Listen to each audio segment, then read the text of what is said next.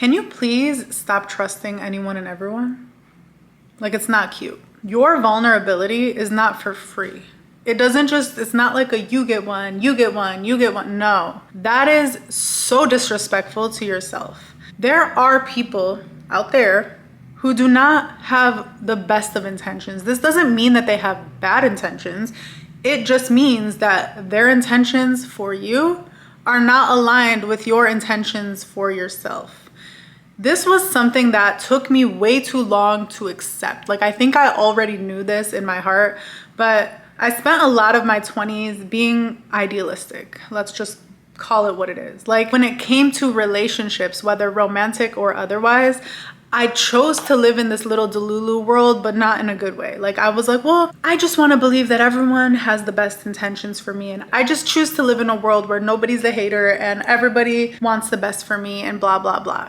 And look, I do think there was a lot of value, especially in that period of my life, to choosing to see the world from a positive place. And in many ways, I still do. I think in a lot of moments, if I'm being honest, my guards started to come up and I would kind of self-gaslight. It was almost like it was forced naivety. Like, I knew that someone was trying to take advantage of me, or I knew that somebody was trying to disrespect me or trample all over my boundaries. And I chose to react from a place of naivety, even though I understood that their intentions were not good. And I don't know at what point in life I started giving myself full permission. It must have been around 2018, 2019. That was when I started reading a lot about boundaries.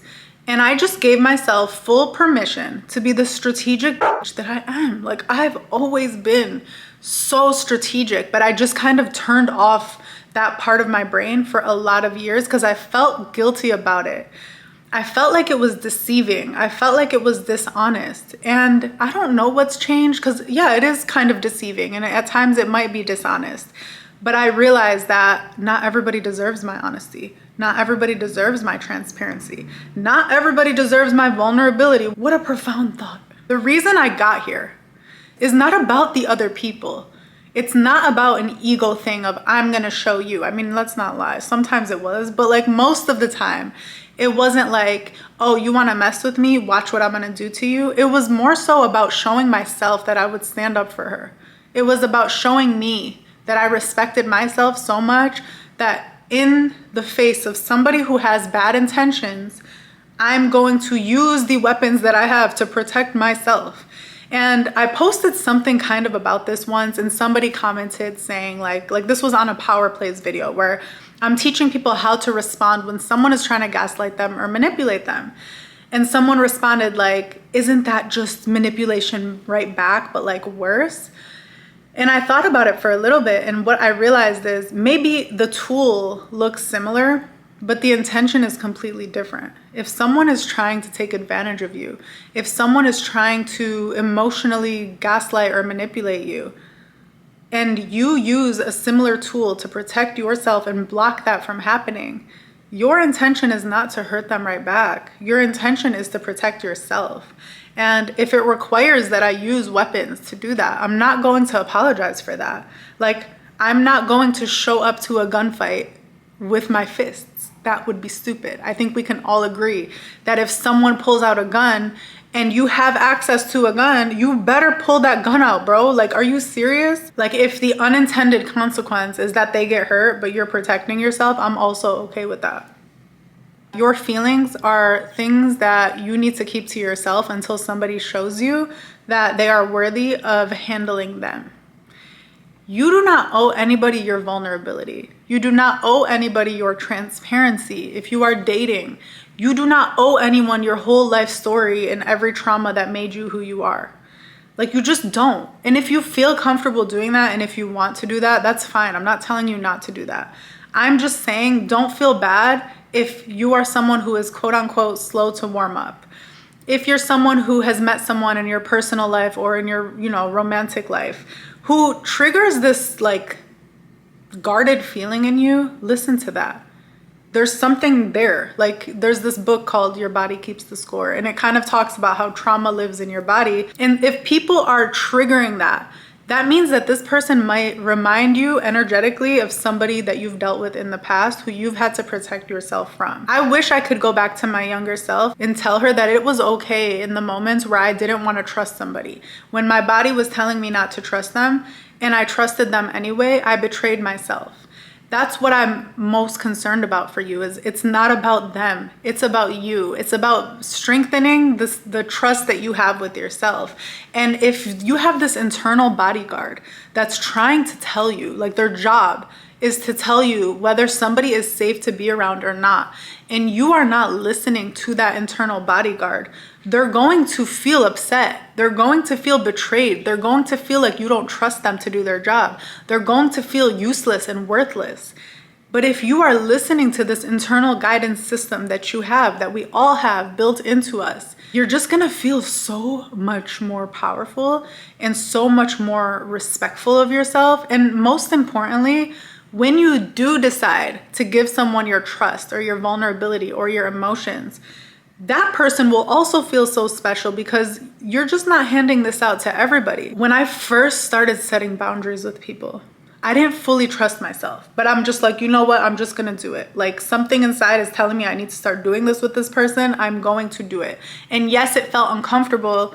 And yes, I became the villain in their little story because they were so used to kicking me and saying whatever they wanted to me. So of course, if I told them like, no, you can't come inside anymore, of course they're gonna be mad about that. But still, I set those boundaries and I spent years of my life kind of feeling bad about that. Like it was the internal people pleaser that's trying to convince the bodyguard, like, come on, let them in, come on. And the bodyguard was like, no, you hired me for this job. I'm telling you what to do. We're gonna listen this time. So the people pleaser kind of took a back seat, like, okay, whatever, I guess this is what we're doing now. But it was always like this little tiny voice that wasn't resolved about these boundaries I set with these particular people. Come to find out, like 4 years later, and I can't be specific about this story because it's personal, but like 4 to 5 years later, some truth came out where I'm like, oh my God, thank God, oh my God, thank God I never trusted them. Thank God. Like I literally kept thinking, I wanted to like hug the old version of myself. Like, good job. Like I felt like I was literally like celebrating her for setting a boundary, even if she didn't know exactly why. And the point that I want to make here is sometimes you won't know why. It won't always be so obvious why. They don't don't wait for them to stab you in the back for you to be like, okay, it would be good to set boundaries moving forward. Like if you don't trust somebody, that is okay. There might be something spiritually telling you why. And if you don't have real life evidence, that's okay. You don't need to wait for someone to break into your home for you to decide to put a lock on the door. That would be ridiculous. You don't have to wait for somebody to steal your stuff for you to decide to install cameras and kind of, observe their behavior. That's how it goes for you. Like, don't wait until somebody shows you that they're trying to hurt you for you to be cunning, for you to be strategic, and for you to be a little bit more discerning about how you interact with that person. And the emphasis here on feelings is because when someone is manipulative, all they have to use against you are your own feelings.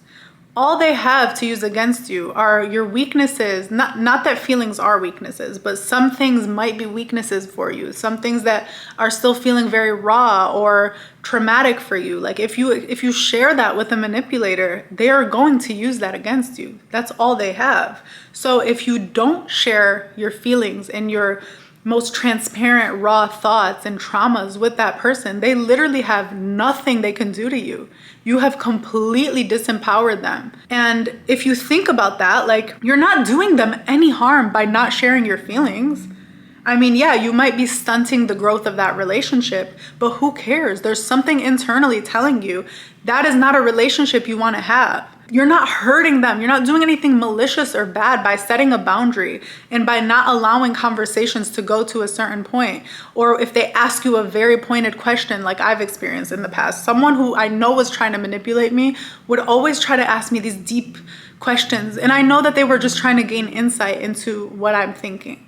So you can give yourself permission to not be transparent and vulnerable in those moments. You can give yourself permission to respond by saying, I don't really want to talk about that. Like, if they think you're a bitch, then so be it. That's on them. One quote that has changed my life forever on this note is, the only people that are upset about your boundaries are the ones intent on violating them. With that understanding in mind, you will feel so much more convicted with the boundaries that you set, because you will understand that those who really love and care about you, there might be a cute little growth adjustment period, but like ultimately they'll be happy for you. I've never been upset with somebody for setting a boundary with me, even if I was uncomfortable with it. I've never been mad at somebody for advocating for themselves.